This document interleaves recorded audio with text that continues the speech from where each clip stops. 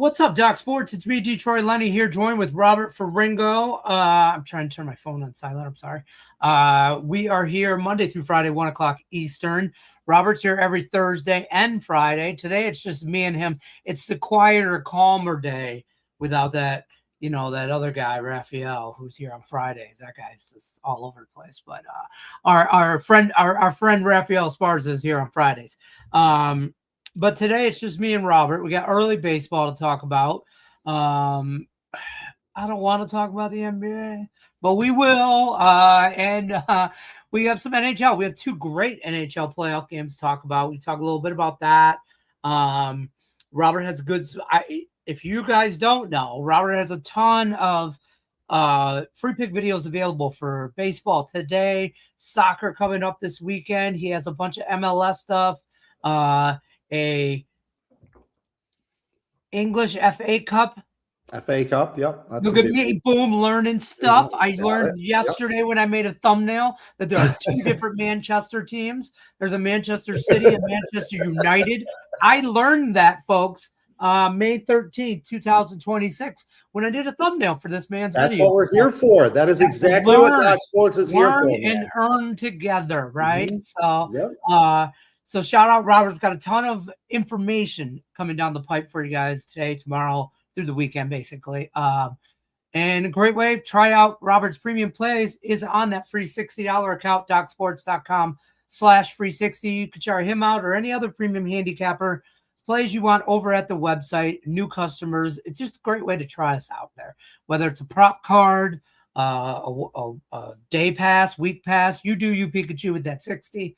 But there it is. There's a link in the description of the video. There's also a link in the description right to Robert's premium page over at the website. So check that stuff out. It's all down below.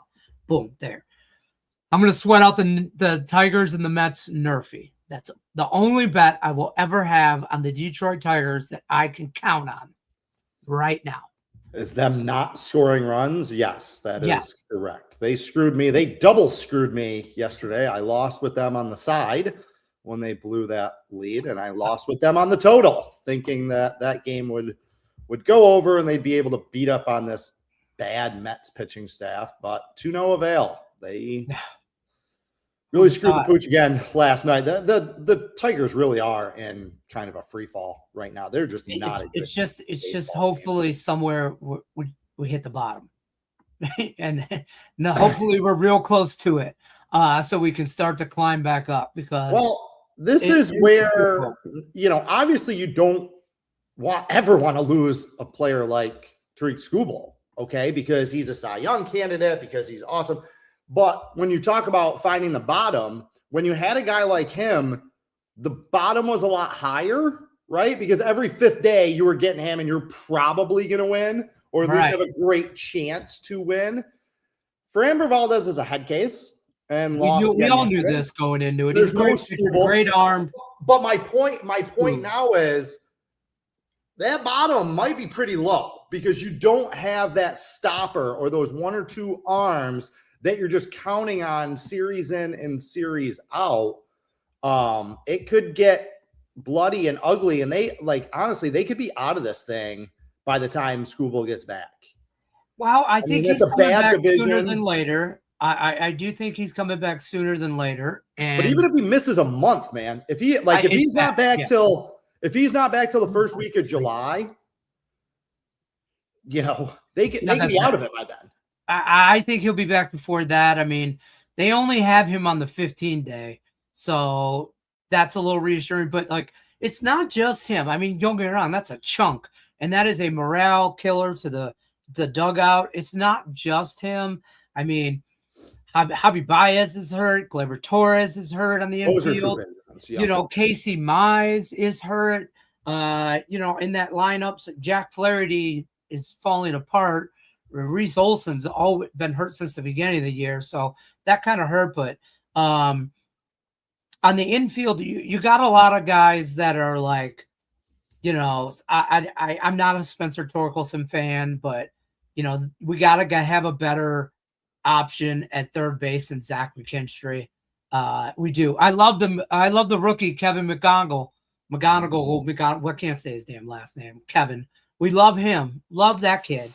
But Wenzel Perez, we have no depth whatsoever, and our bullpen's trash.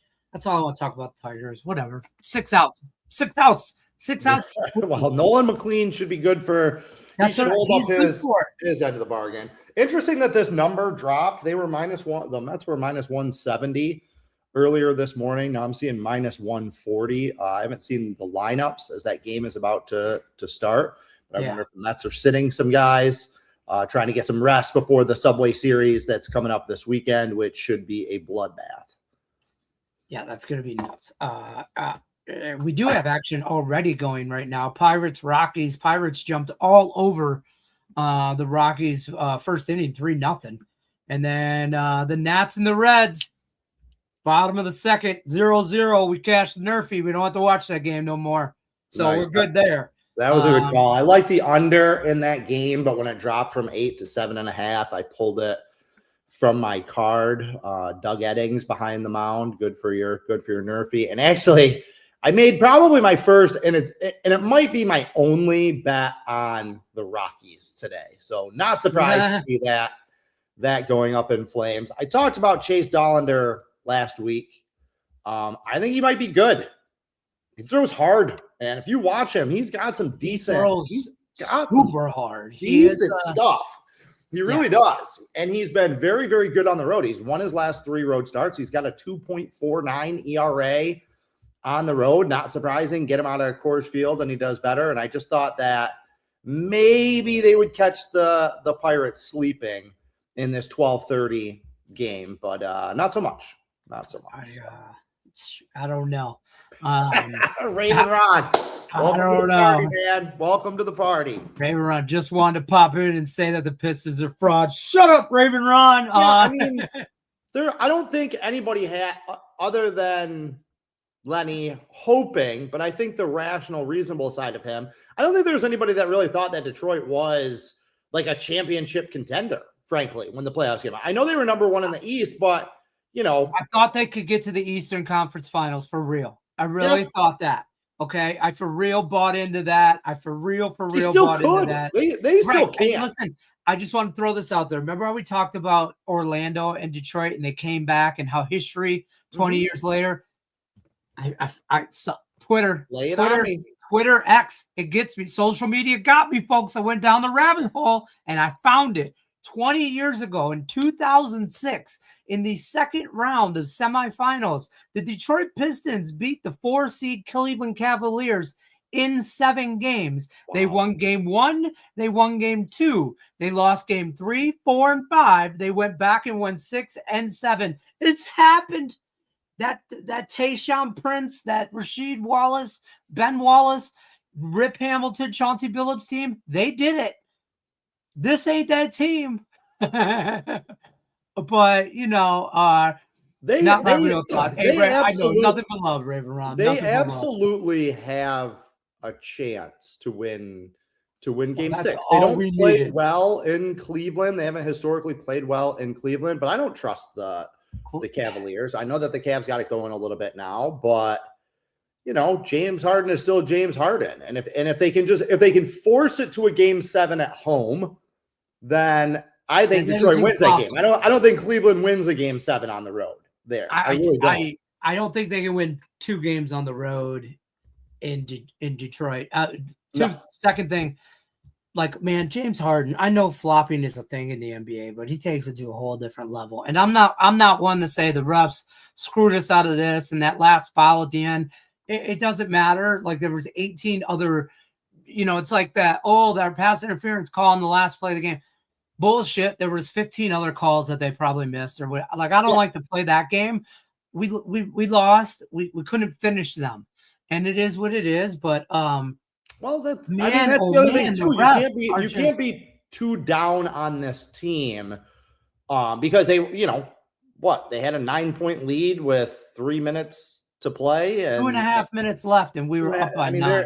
There you go. They were just that close to us talking about, are they going to close it out in Cleveland? So the conversation can't change that much. And I know he was really good early in the series, But the last 2 games, he was obviously something wrong in game 4, and that didn't play in game 5. No Duncan Robinson, man. It made a difference. He was averaging 17 points a game in the first 3 games. Like, anytime that someone would leave him to go help James Harden try and play defense, he was making him pay. And they just didn't have that guy. I would have liked to have seen them give Kevin Huerter some more minutes. I don't know if they're worried about him defensively, or they don't think that he knows the system the same way that Robinson does, but he's a very similar player. And Kevin Huerter is a player. Like, he was really, really good in Atlanta. He was on that team that went to the Eastern Conference Final with Trae Young when they made that run.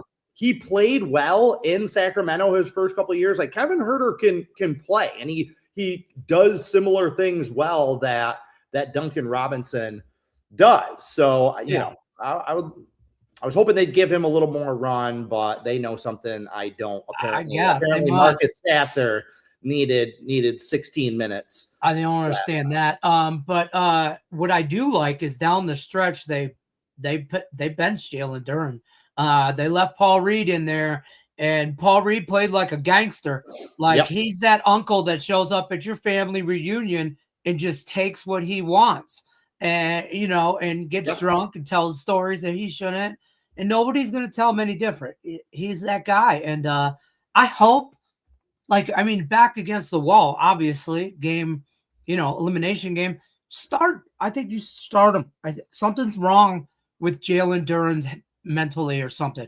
They keep saying there's nothing wrong with him physically, then something's wrong mentally. He has, like, there's stats, all like what he did in the regular season as opposed to playoffs. He is just, he was an all-star. Like the Space Jam movie where somebody zapped him and you just see their and the thing goes out of their body, like where the aliens steal their mojo. That's what somebody stole, his mojo. I don't know what's going on. I would love to see more playoff basketball, man. Playoff basketball just it separates the men from the boys. And Jalen Duren was really, really good. He was an all-star. He averaged 20 points a game this season. But, you know, one of those. But do we really think that highly of Jalen Duren? You know what I mean? Like, or was he a guy that just kind of efforted his way to 20 points a game during the regular season, and he's just not a high-end player? He's a good player. There's nothing wrong with Jalen Duren. But, you know, I saw his stats. Like, somebody had some stats, whatever. I don't know. I saw it somewhere, but, like, you know, he's a big guy, so you would think the majority of his points would come from inside the paint, right? Mm-hmm. But it was like night and day. Like, he was like 10% higher than the next big guy in the NBA with where he got his points from. And it was just in the paint, just off alley-oops, just dunks, just rebound stuff. So if he gets none of those chances, he has no jump shot. Score. Right. No jump shot. At all. There's that little half circle under the rim. If he's outside of that, he ain't got nothing. I'm telling you. He's basically like Clint Capella, right? Like remember Clint Capella had a couple seasons there when he was with Houston where people were like, "Oh, Clint Capella, he's this, he's that." But he wasn't any good. Like, he was just a rim runner who would just dunk and put back and stuff like that. So that's what Jalen Duren is. And you're right. It's just not. You got to be able to function in the half court more in the playoffs. You got to be able to find offense. You know, they let a lot more go in terms of physicality, especially on the big men. Yeah, he's been a little bit exposed, and you know, Detroit's been a little bit exposed for just not having that second guy. You know, Tobias Harris was great, was unstoppable at times in Orlando, but you know, he's not going to be that guy every night or even he didn't have every other day yesterday at all.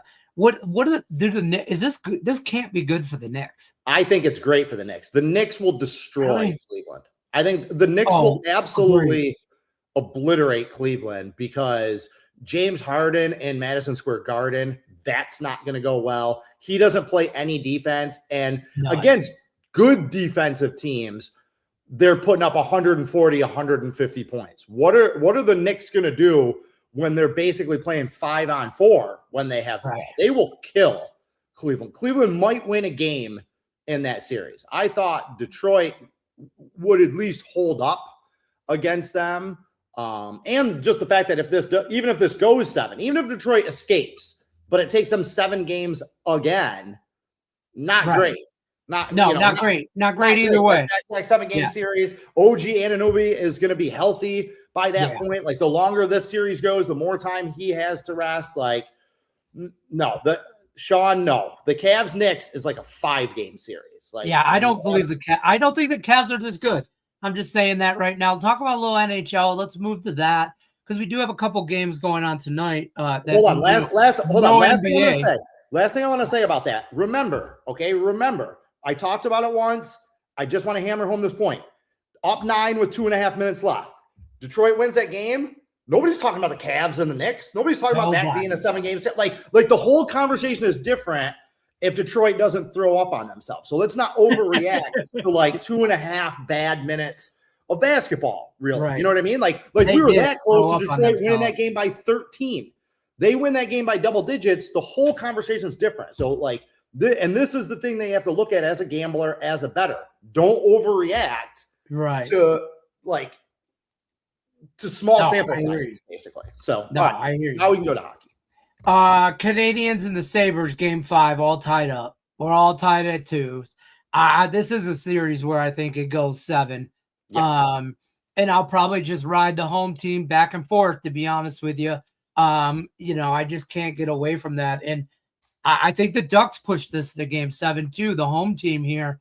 I know it seems real square and homer or whatever, but I'm on both home teams here. I think the Ducks still win this series. So, you know what I mean? I think they could take it tonight. What are your thoughts on NHL? Okay, the Montreal-Buffalo series, I actually feel the opposite of you. I actually think the road team is going to win. I believe you, or I agree with you that it feels like a 7-game series. Yeah. But I can 100% see both road teams winning the next 2 games. These teams are just so even. They're just so evenly matched that it's just fluky stuff. And everybody wants to talk about like the goal that came off the side. Yeah. Forget about that. Like early on in that game, they were up 1-0. They scored a second goal. They went to the review to see if it, because he had caught it in his glove and it went inside the goal. So that review upheld it. But then they did a review to see if there was goalie interference. There wasn't, but they caught, Buffalo was very close to being up 2-0 early in that game. Like they could have buried Montreal in game 4. So it wasn't like a fluke bounce or whatever. But this series just has the feel and the vibe that whatever you expect is going to happen, the exact opposite is going to happen. Because like I said, the margins between these two teams are just so thin. And I'm still going to say, I still feel like whoever wins this series, I don't think they're going to beat Carolina because it's just it's going to take so much energy just to survive this series. I still think whoever wins this series can win a couple games against Carolina. They're not going to go into Carolina and just get buzzsawed. These are two really, really good hockey teams playing high-level hockey right now. So I want no part of it. I told you Montreal win last series against Tampa. I still think they can beat the Sabres. I just think it's going to go 7. I think it's going to have to go that way. The Ducks, how about the Colorado Cavs? I screwed around last night. When Raphael was texting me about the damn Tigers, I text him. I go, I want to bet the Mets so bad right now. I should have. I didn't. But I did bet the Avs. And when they were down 1-0, and then I said, I'm going to wait for plus money. And he's like, oh, right. If I can get minus 115, I might. And I'm like, no, I'm waiting for a plus dollar sign. Mm-hmm. And then Minnesota went up 2-0, and I got plus 175, and I smacked it. As I was betting it, the third goal was scored, and then they reviewed it, and then they took that away, and I was like, oh, thank God. And I got the plus 175, and then they were 3-0, and I was like, well, it was a shot. I'm like, should have waited. And then so I turned it off to watch the rest of the Pistons game. No way. And then it tied it up, and I was like, the Pistons were in overtime. The Avs were in overtime with the Wild, and I got a plus 175 ticket rolling around up there. And I'm like, what the hell? And I can't believe they came back. That's what I'm talking about, Colorado. You can never ever count them out. I desperately Just give them wanted the cup to lose that game in overtime. I Ugh. desperately wanted another game, because if it had gone one more game, I would have hammered Colorado. In the next game, because I felt like all they did by going up 3-0 in that game that was supposed to, and all they did was piss them off. Really, Right. like that was the vibe I was getting from Colorado. I felt like, okay, we're done playing. Yeah, and like the series is over. Just accept your fate. And Minnesota didn't want to accept its fate, because again, Minnesota's a pretty good team. They're a really, really good team. Again, that right there, that series probably should have been the Western Conference Finals. It's going to be really interesting to see where the numbers land, whether it's Vegas or Anaheim. At this point, I kind of want Vegas to win tonight, even though I agree with you that Anaheim still has a really good shot to win. I like them tonight, and I think they do have a chance to come back and win the series. But I almost want Vegas to win, just because I feel like we'll get some better numbers in that Colorado series. If it's Colorado-Anaheim, I mean, it's going to be unplayable, frankly. I think they'll be Anaheim will win a couple games Against Colorado. Yeah. No. I mean, listen, like 2. Okay. I think it could go 5 or 6. I don't think Anaheim gets steamrolled. I don't. And they've played really good hockey at home. I'm just saying Colorado is that team that will take off at night. So like, and you know, so I'm just saying, I think Vegas gets steamrolled against Colorado. That's who I think would get steamrolled, really. I mean, but we're talking about that. Like Vegas might end this series. Vegas might end this series tonight, though. You know what I mean? So no, I don't see either one of these teams winning more than one game against Colorado. Like Colorado is that much better than everyone in the. I think Colorado wants to play Vegas for sure, because they don't want to sit around. And now we talked about rest for like the Knicks, rest for Carolina. Carolina hasn't played hockey in a while. Right. Okay. And the longer this Canadians and Sabres series goes, it's hockey. You can't NHL or NBA. You could maybe scrimmage against some younger guys, bring up some G League guys, whatever. But like at NHL, you're really not scrimmaging against. You're not going to have that. There's just a lot of practice, and I don't know if that's good. You know what I mean? Goalies need work, you know, kind of thing. Real Joe Beef says the Canadians tonight, but the larger question is what's wrong with LAFC and the MLS? They've just played. I didn't see that coming last night. Like maybe they were looking ahead to excuse me, to the Nashville game that they have this weekend. That's a big game on Sunday. So maybe they got caught looking ahead. I wasn't expecting that, because St. Louis stinks. St. Louis is not a good team at all. I'll be betting against them again this weekend. But the real answer is they played too many games. Like they played 6 matches in 18 days, because they were in the CONCACAF Champions Cup, and they really maxed out in the Champions Cup. They won the first leg against Toluca and then lost 4-0 in the second leg. So they've been playing Saturday, Wednesday for like 3 weeks. And, you know, it's an older team. Right? They got a lot of stars on that team that maybe aren't like looking to max out in April and May, but they've just played too many matches. And in soccer's a funny sport like that. For those that don't watch, don't follow, like kind of like baseball is, in a way that like when bad things start happening, they just can kind of snowball for a week or for a couple of weeks. You know what I mean? Like there's no kind of rhyme or reason to the way that the ball bounces sometimes in soccer. So I think it's they played too much. They're not putting in enough effort, especially defensively. And right now it's just been kind of a snowball effect where one bad thing has led to another bad thing has led to another bad thing. You know, that game that they played on Sunday, they lost 4-1, right? So you're like, oh my God, they got wrecked by the Houston. No, they didn't. They had 70% of the possession in that game. They had the better chances. They just kept working the ball down the field, screwing something up, and then Houston would counterattack and score. And that just happened multiple times. You know, St. Louis did that last night. They jumped on them early in that. So LAFC will be fine. I think they need the break. They need the break coming up after next weekend. and they'll be fine once we return from the World Cup. But right now, yeah, they're as our friend Nick Mencken says, they're a falling knife right now. Yeah. Assuming Robert will have World Cup packages coming next month. Starting today, I've already organized the stuff. I'm going to start releasing my videos on the World Cup, where I'm going to preview all of the teams, starting with Group A, and then when we get into June, I'll start individual game breakdowns. But yes, I will have a World Cup package. I'm very, very excited. I don't do soccer year round, right? I don't have the bandwidth or brain power to handle the domestic leagues, because it is a lot. It's so much, and it's going on in the fall when it starts. Football's going on, and then college basketball, and then NBA. I just don't have the time. I started doing the MLS. This is the first year I've ever done MLS.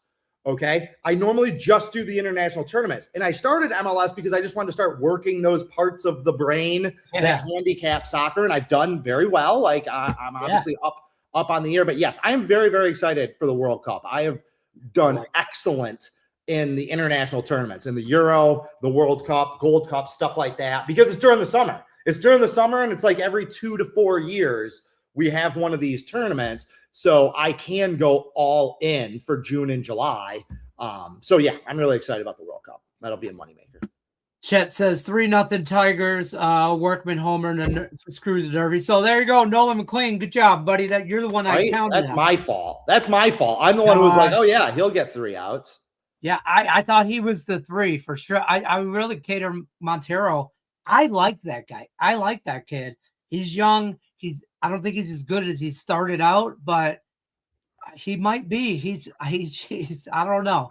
We'll find out about him. You mentioned those free play videos that I have posted. I did give out Detroit as my free play today. I should have used them. The Mets should not be favored over anyone, frankly. If you see the Mets favored for the next couple of months, just bet against them just on spec. I'll be honest with you, it's hard though to take the Tigers right now. I mean, this is a spot the Mets have yet to bat.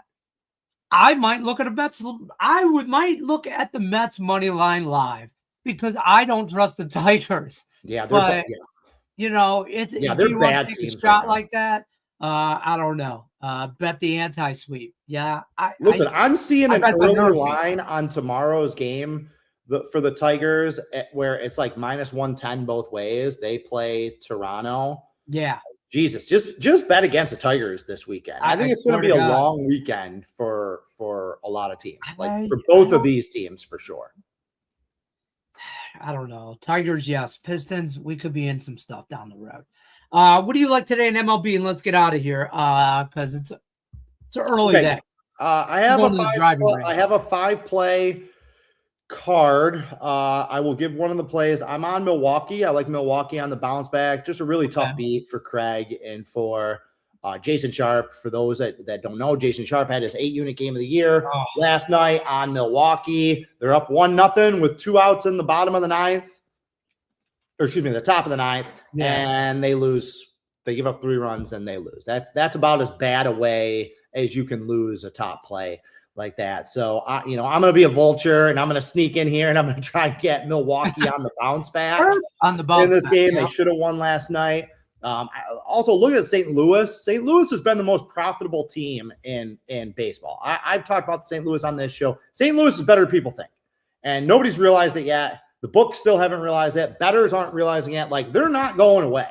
St. Louis, this is what they do. They're just a baseball factory. So the idea that they were going to be some terrible pushover team, it's just not realistic. They're going to be good all summer. So, they're underdogs again today to Oakland, who isn't a good team. That's got to be an automatic play. I think Oakland's better than we give credit for. I think they're going to be above 500. I think they might sneak into a wild card. They are above 500 now. They have been playing better. I agree. Mm-hmm. But they're favorite. They're pretty healthy favorites in all three of these games. I don't know about that. I just don't know about that. Yeah. They've played 500 ball for the last 3 weeks. It's not like they're on a heater. I agree with you. I think the heater's coming for Oakland. I think Oakland's got 10 out of 12 wins in them, or they're going to go on a streak. Yeah, that's coming. But I just thought that they were a little bit overvalued in all 3 games of these series. I like St. Louis today as well. Cubs Braves tonight too. I mean, that's just been good baseball. Cubbies coming back to earth. Cubbies coming back to the Cubbies are coming back to earth a little bit. Like, I actually think they're not good on the road. They're not. They're not. And they might have just peaked a little bit too early. Like, I think I might run a chase system on the White Sox this weekend. I think the White Sox will win a game this weekend. I think they got one in them. Yeah, they got one. Yeah. I just watching the Cubs, watching their body language in Atlanta, they just feel like a team that peaked. Not peaked. Like, the Cubs are a good team. They're going to be in it. Right. But they got off to just a ridiculous start, right? Like, at one point they had won like 20 out of 24 games. You know, that's not going to continue. So right now this feels like the correction. I think they lose today. I think they get swept. I think they'll win the series against the White Sox, but like, you know that this means something to the White Sox. The White Sox are at home. They have their ace starting tomorrow, who's been very, very good. I just looked ahead, and I would rather, if I'm going to take the White Sox, it would be Saturday with Davis Martin on the mound, James Talon. I thought he was scheduled for tomorrow. No, tomorrow is, well, I'm going off ESPN, so keep that in mind. But on Friday is scheduled Cabrera and Burke. Oh, okay, yeah, no. Which still, it's not a horrible matchup. I don't think there's a crazy pitching advantage, really, honestly, either way on that game. But Saturday, I'll take Martin. I'll take a flyer on the White Sox. Martin is excellent. Yes, Martin the White Sox aren't bad. You know, they can hit the ball. They got one good pitcher, I think. I think their bullpen's kind of trash, though. I think. At least I have that vibe. I'm not pulling any stats or anything like that. Joe Beef says, yes, Cardinals, Rays, Braves, Cubs money makers in the MLB so far. Dodgers money burner for sure.